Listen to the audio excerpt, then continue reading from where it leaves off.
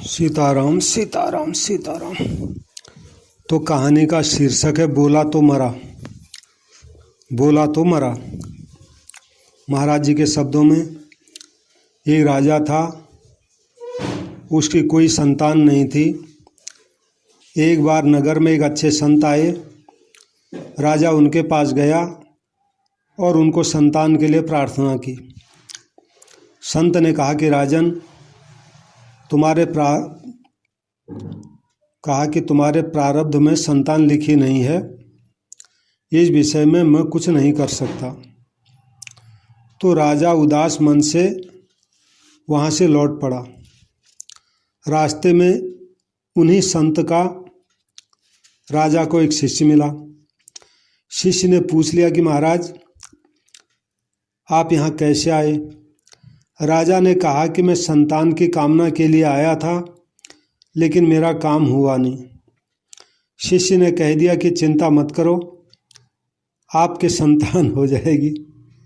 राजा प्रसन्न होकर महल में लौट आया। इधर गुरुजी को मालूम हुआ तो उस शिष्य पर बड़े नाराज हुए कि राजा के भाग्य में संतान का योग नहीं था और तूने राजा को संतान होने की बात क्यों कह दी? शिष्य बोला कि गुरुजी क्या करूं, मुंह से निकल गया। गुरुजी ने कहा कि अपने वचन के कारण अब तेरे को ही राजा के घर पुत्र बनकर जन्म लेना पड़ेगा। समय बीता। समय पाकर राजा के घर एक पुत्र का जन्म हुआ। पुत्र सब शुभ लक्षणों से संपन्न था, पर उसमें एक दोष था, वो कुछ बोलता नहीं था मुंह से। राजा ने अच्छे अच्छे वैद्यों को दिखाया, लेकिन कोई लाभ नहीं हुआ। राजा ने घोषणा कर दी कि जो व्यक्ति राजकुमार से बुलवाएगा उसको 1,00,000 रुपए में इनाम में दे दूंगा। अनेक व्यक्ति आए, उन्होंने कई उपाय किए, लेकिन कोई भी राजकुमार के मुंह से आवाज़ नहीं निकलवा सका। समय बीतता गया। राजकुमार कुछ बड़ा हो गया। एक दिन राजा के आदमी राजकुमार को वन में घुमाने के लिए ले गए। वहाँ एक शिकारी बैठा था और पक्षी को खोज रहा था कि कोई पक्षी अगर दिखाई दे तो मैं उसको मारूं। इतने में एक पेड़ पर बैठा हुआ पक्षी बोल पड़ा और बोलते ही शिकारी की दृष्टि उस पक्षी पर चली गई और उसने पक्षी को मार दिया। तो ये देखते ही राजकुमार के मुंह से निकल पड़ा कि बोला तो मरा।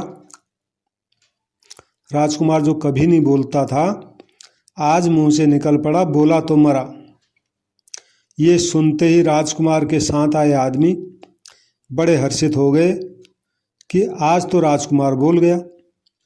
अब वे राजा के पास गए और राजा को समाचार दिया कि महाराज, आज वन में राजकुमार जो है बोल पड़ा। राजा ने उनसे कहा कि मेरे सामने बुलवाओ तो मैं मानूं। उन आदमियों ने बहुत प्रयत्न किया, लेकिन राजकुमार कुछ नहीं बोला। राजा ने कहा कि तुम झूठ बोलते हो, मैं तुमको फांसी दूंगा। राजकुमार फिर बोल उठा, बोला तो मरा। राजा को जो है बड़ा आश्चर्य हुआ। उसने राजकुमार से प्रार्थना की कि साफ साफ कहो, असली बात क्या है। अब राजकुमार बोला, महाराज, मैं वही साधु हूँ जिसने आपको संतान होने का आशीर्वाद दिया था।